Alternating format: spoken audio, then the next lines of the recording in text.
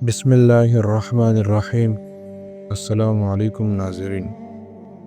ایک رات سلطان نور الدین رحمۃ اللہ علیہ نے عائشہ کی نماز پڑھی اور سو گئی کہ اچانک اٹھ بیٹھی اور نیم آنکھوں سے فرما دینے لگی کہ میری ہوتی ہوئی میرے آقا دو عالم صلی اللہ علیہ وآلہ وسلم کو کون ستا رہا ہے۔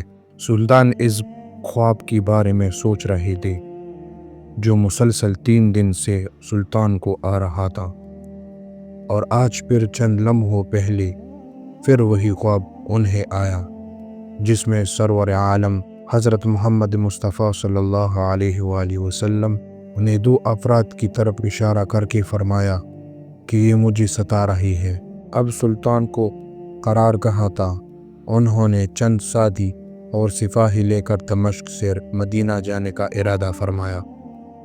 اس وقت دمشق سے مدینہ کا راستہ 20 یا 25 دن تھا، مگر سلطان نے بغیر آرام کی یہ راستہ 16 دن میں طے کیا۔ مدینہ پہنچ کر آپ نے مدینہ جانے اور آنے کے تمام راستے بند کروائی اور تمام خاص و عام کو اپنے ساتھ کانے پر بلایا۔ اب لوگ آ رہے تھے اور جا رہے تھے، آپ ہر چہرے دیکھتے مگر آپ کو وہ 2 چہرے نظر نہ آئے۔ اب سلطان کو فکر لاحق ہوا اور آپ نے مدینہ کے حاکم سے فرمایا کہ کیا کوئی ایسا ہے جو اس دعوت میں شریک نہیں؟ جواب ملا کہ مدینہ میں رہنے والوں میں سے تو کوئی نہیں مگر 2 معربی ہے جو روضہ رسول صلی اللہ علیہ وسلم کے قریب ایک مکان میں رہتے ہیں، تمام دن عبادت کرتے ہیں اور شام کو جنت البقیع میں لوگوں کو پانی پلایا کرتے ہیں، جو عرصہ دراز سے مدینہ میں مقیم ہے۔ سلطان نے ان سے ملنے کی خواہش ظاہر کی۔ دونوں زائر اپنے آپ بہت عبادت گزار ظاہر کرتے تھے۔ ان کے گھر میں کیا تھا؟ ایک چٹائی اور 2 چادر، ضرورت کی اشیاء۔ سلطان کو چٹائی کے نیچے کا فرش لرزاتا محسوس ہوا۔ آپ نے چٹائی ہٹا کے دیکھا تو وہاں ایک سرنگ تھی۔ سلطان نے اپنے ایک سپاہی کو سرنگ میں اترنے کا حکم دیا۔ وہ سرنگ میں داخل ہوئے اور واپس آ کر سلطان کو بتایا کہ یہ سرنگ تو نبی کریم صلی اللہ علیہ وسلم کی قبر مبارک کی طرف جاتی ہے۔ یہ سن کر سلطان کے چہرے پر عجز و عذاب کی کیفیت طاری ہو گئی۔ سلطان نے دونوں زائرین سے پوچھا کہ سچ بتاؤ کہ تم کون ہو؟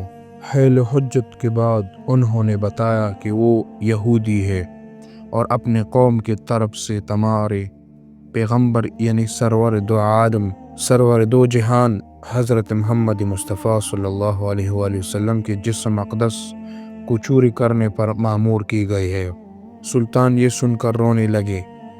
اسی وقت ان دونوں کی گردنیں اڑا دی گئی۔ سلطان روتے جاتے اور فرماتے جاتے کہ میرا نصیب کہ پوری دنیا میں سے اس خدمت کے لیے اس غلام کو چنا گیا۔ اس ناپاک سازش کے بعد ضروری تھا کہ ایسی تمام سازشوں کا ہمیشہ کے لیے خاتمہ کیا جائے۔ سلطان نے معمار بلائے اور قبر اقدس کی چاروں طرف خندق کھودنے کا حکم دی یہاں تک کہ پانی نکل آئے۔ سلطان کے حکم سے اس خندق میں پگھلا ہوا سیسا بھر دیا گیا۔ بعض کے نزدیک سلطان کو سرنگ میں داخل ہو کر قبر انوار پر حاضر ہو کر قدمین شریفین کو چومنے کی سعادت بھی نصیب ہوئے۔